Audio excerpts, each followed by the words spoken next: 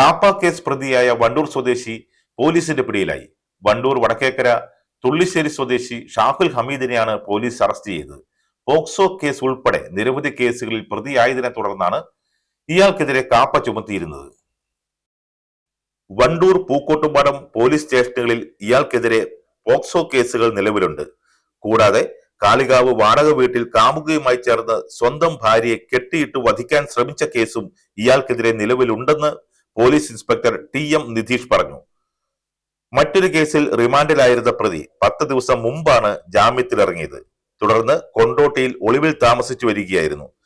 ജില്ലാ പോലീസ് മേധാവിയുടെ നിർദ്ദേശപ്രകാരം ഡിവൈഎസ്പിയുടെ പ്രത്യേക അന്വേഷണ സംഘത്തിലെ P Sabir Ali, P Sajeesh, CK Sajesh, M Krishnadas, K Vignesh എന്നിവരടങ്ങിയ സംഘമാണ് പ്രതിയെ പിടികൂടിയത്.